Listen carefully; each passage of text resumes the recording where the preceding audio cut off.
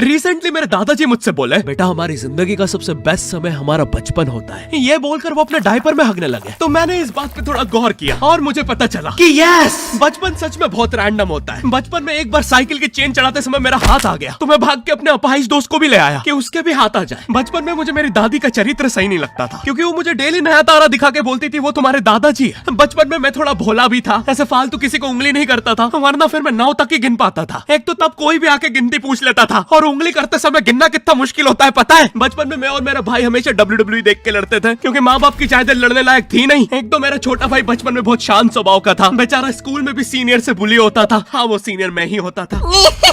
एक बार मुझसे बोलता, भैया डॉक्टर बनना मेरा सपना है। तो मैंने उसे नीट की बुक्स ला दी, तो अब वो उसका पूरा सपना बन गया। अब वो डॉक्टर गेम में भी बीमारी बनता है, और बवासीर पीछे होती है। चिंटू बुक्स नहीं पढ़ रहा है तू? एक बार बेचारा बिस्तर पे गिर के रोने लग गया, तो सब बोलने लग गए कुछ नहीं हुआ, चींटी मर गई, चींटी मर गई। मैं यहाँ सोच रहा हूँ फिर अभी तक हम चींटियों वाले बिस्तर पे क्यों सो रहे थे? हाँ, घर में सबकी पीठ पे ददोड़े हो रखे हैं। हाँ, ये नहीं गिरता तो हमें तो पता ही नहीं चलता बिस्तर पे चींटियां हैं। हम तो सोए जा रहे हैं चींटियों वाले बिस्तर पे। और स्कूल में जब भी ये छोटे भाई पैंट में हक देते हैं, तो बड़े भाई को क्यों बुलाया जाता है? पता है कितनी घनघोर बेइज्जती होती है पूरी क्लास के सामने, और बुलाते भी इतने सस्पेंस है, वो देख के बड़े भाई का हगना निकल जाता है। ऐसे 2 छोटे बच्चे स्लो मोशन में भाग के आ रहे हैं। हाँ, वो उनकी नॉर्मल स्पीड है।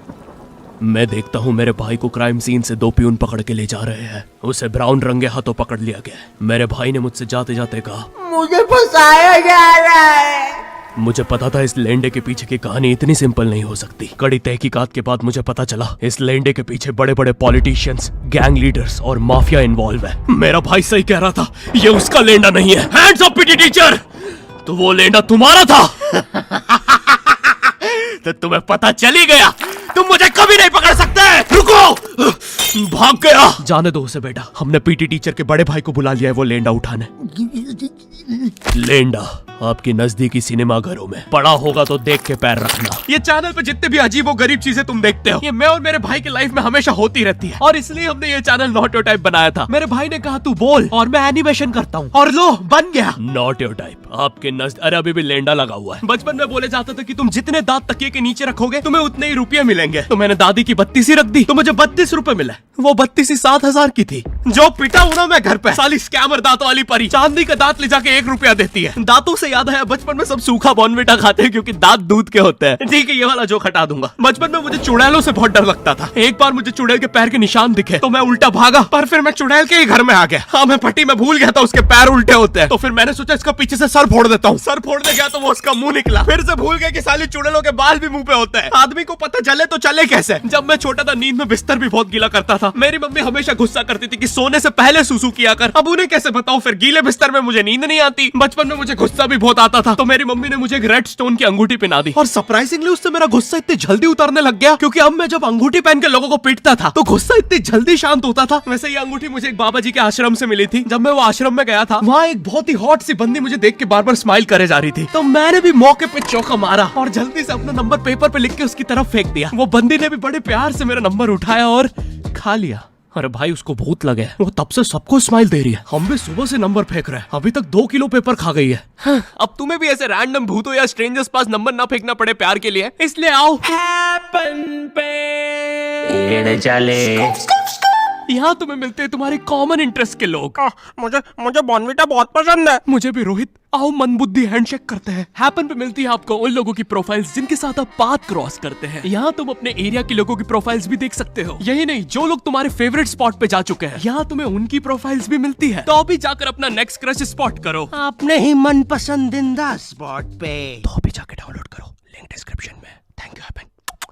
बचपन में मेरी मम्मी हमेशा बोलती रहती थी कि बाहर जाके खेलो। अब बाहर मेरे मोहल्ले के बच्चे भाई वो ऐसे अजीब अजीब से गेम्स खेलते थे। कहीं ड्रैगन फ्लाई में रस्सी बांध के उसको पेट बना लिया है, कहीं नंगे भाग रहे टायर के पीछे लकड़ी मारते मारते। मेरी मम्मी को उन पे दया आ रही है कि बेचारे गरीब बच्चे किसी भी चीज से खेल लेते हैं, फिर हमारी कार पलट जाती है। हाँ, वो टायर हमारी कार का था। और मुझे एक बात बताओ, चक्के से खेलने पे वो गरीब कैसे कंसिडर हो रहे हैं? क्या पता उनने कार खरीद के चक्का निकाला हो, क्या पता लैम्बोर्गिनी के चक्के से खेल रहे हो। नहीं, तुम्हें कैसे पता चल रहा है वो गरीब है या अमीर? और एक चक्के से इतनी सारी एक्टिविटी करेंगे ये लोग। कभी चक्के में रस्सी बांध के झूला बना दिया, कभी झूले से फिका के खुद को लूला बना दिया, कभी लूले पे झूला बांधकर हुला हू बना दिया। ये इतने हरामी बच्चे थे, इनके साथ कोई भी घर नहीं खेलता था, क्योंकि घर ये जुए में लगा के हार जाते हैं। ये वो बच्चे जिन्हें तुम रिमोट कंट्रोल कार भी दोगे तो उसकी मोटर निकाल के पंखा बनाएंगे। एक बार इन्होंने रिमोट कंट्रोल रिमोट बनाया था। तुम अगर इस रिमोट पे बटन दबाओगे तो इस रिमोट पे बटन दबेगी, बस ये लोग मकर संक्रांति के दिन पतंग भी लूटते थे दुकानों से। पतंग से याद है मैं बचपन में अपने दोस्त जनक के साथ बहुत पतंग उड़ाता था। जनक गुजराती था और गुजराती लोग तो बहुत बड़े पतंगबाज होते हैं। वो लोग गला काटने के बाद भी काहे पोचे चिल्लाते हैं। जनक मेरे घर पे इतना बड़ा गिर्रा लेके आता था पतंग उड़ाने। उस पर पता नहीं कितने 1000 किलोमीटर का मांझा लपटा होता था। हम दोनों का सपना था उस गिर्रे की पूरी ढील देना। एक बार तो गिर्रा खाली होने ही वाला था पर वो पतंग तो घूम के हमारे पीछे से आ गई। हमने हमारी ही पतंग काट दी। तो इस बार हमने सोचा पतंग पूरी परपेंडिकुलर उड़ाएंगे, स्ट्रेट। हमने 2 घंटे ढील दी। वो मांझे में वेव सिग्नल आने लग गए प्राचीन भाषा में। हमें लगा हमने एलियंस ढूंढ लिया, बट फिर धीरे से वो सिग्नल क्लियर हुआ। हमें पता चला हमने कोई नासा का 100 मिलियन का टेलीस्कोप काट दिया।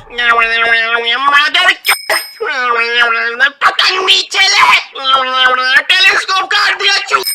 नासा का टेलीस्कोप जैसे ही नीचे गिरा बच्चों से पहले विसरो ने लूट लिया। बहुत वियर्ड था, इतने सारे बुड्ढे छत कूद के भाग रहे थे। एक तो जनक के मांझे में इतनी सारी गठाने होती थी, वो मांझा इतना भारी हो जाता था। हम चौथे माले से पतंग उड़ा रहे, वो दूसरे माले पे उड़ रही है। बचपन में बोला जाता है किसी भी स्ट्रेंजर से बात नहीं करते, तो फिर मैं इशारे करता था। तो फिर दादी मेरे चरित्र पे सवाल उठाती थी। दादी से याद है पुराने जमाने में एंटरटेनमेंट के लिए कुछ होता नहीं था, तो लोग 7-7, 8-8 बच्चे पैदा कर लेते थे ताकि उन्हें जायदाद पे लड़ता देख मजे ले सके। मेरे पापा के 5 भाई और 4 बहनें हैं, टोटल 9 बच्चे। मेरी दादी ने जिंदगी के 9 साल बस बच्चे दिए। दादी ने 9 साल तक पेट में इतनी लातें खाई है, उनके अंदर से एब्स आ गए थे। मेरी दादी लिटरली अंदर से टूट चुकी थी। उनका इतनी बार ऑपरेशन हो रखा है, उनको डॉक्टर ने टाकों की जगह चेन लगा दी थी। भाई आज के जमाने में तो इतने बच्चे कोई पैदा नहीं करता, उल्टा अबॉर्शन करवा लेते हैं। और यस मैं अबॉर्शन बोलूंगा क्योंकि मुझे जेल नहीं जाना। एक तो इंडिया में भी अबॉर्शन करवाना लीगल है, लेकिन बच्चे का जेंडर जानना इलीगल है। मतलब तुम मार तो सकते हो, लेकिन किसे मार रहे हो ये पता नहीं कर सकते। तो देखो अब रिस्क कितना बढ़ गया है। क्या पता अंदर शेर बैठा हो या कोई बड़ा गैंगस्टर, क्योंकि तुम्हें तो पता नहीं है तुम किसकी सुपारी दे रहे हो। क्या पता वो अंदर बंदे लेके बैठा हो। बचपन में सबके मम्मी पापा डराते हैं मस्ती मत करो वरना बोर्डिंग स्कूल भेज देंगे। और मुझे बोर्डिंग स्कूल से इसलिए डर नहीं लगता था कि मैं वहां जाके अपनी फैमिली से दूर हो जाऊंगा। मुझे बोर्डिंग स्कूल से इसलिए डर लगता था क्योंकि वहां पे वो बड़े दांतों वाला ईशान अवस्थी होता है। मैंने पहली बार जब तारे जमीन का ट्रेलर देखा था तो उसमें वो पागल बच्चे ने आतंक मचा रखा था। फिर मैंने मूवी का नाम पढ़ा तारे जमीन पे। मुझे लगा बिछाए होंगे इस पागल को पकड़ने के लिए, शॉक वॉक देना होगा तारों से। इसके तो दांत भी इतने बड़े हैं, सारी तारे काट देता होगा। मुझे ट्रेलर देख के लगा कोई एक्शन मूवी है, आमिर खान जोकर बना हुआ है। मुझे लगा यही तारों का जाल बना के पकड़ेगा पागल को। हाँ ट्रेलर देख के तुम्हें क्या ही समझ में आएगा। एक शॉट में आमिर खान बोल रहा है आपके बच्चे को डिसलेक्सिया है, फिर अगले ही शॉट में जोकर बन के बड़ा मछलियां उड़ती क्यों नहीं। फिर मुझे लगा ये शायद अपने माँ बाप को बोल रहा था। और दया तो मुझे उस लंगड़े बच्चे पे आती है जिसके बगल में ईशान अवस्थी को बिठा दिया था। वो बेचारा उठ के भाग भी नहीं सकता। और मैंने तो सुना था बोर्डिंग स्कूल में बस नॉटी बच्चे जाते हैं, तो फिर इस बेचारे गाय से बच्चे को क्यों यहाँ भेज के रखा है। कहीं ऐसा तो नहीं इसके पहले पैर थे और ये बहुत मस्ती करता था तो माँ बाप ने पैर तोड़ के इधर भेज दिया। बस भाई मेरा हो गया है आज का। अगर तुम्हें वीडियो पसंद आई तो यार लाइक मारो। एम करते हैं 7 लाख लाइक्स के लिए। पिछले वीडियो में नहीं आए थे इसलिए अब मैं औकात में आ गया हूँ, इसलिए अभी लाइक मारो। चैनल पे नए हो तो सब्सक्राइब करो। मुझे मुंह दिखाई के लिए 10 मिलियन सब्सक्राइबर्स चाहिए। और हैपन को भी डाउनलोड करना मत भूलना, लिंक डिस्क्रिप्शन में। अब मैं भी जा रहा हूँ, बाय।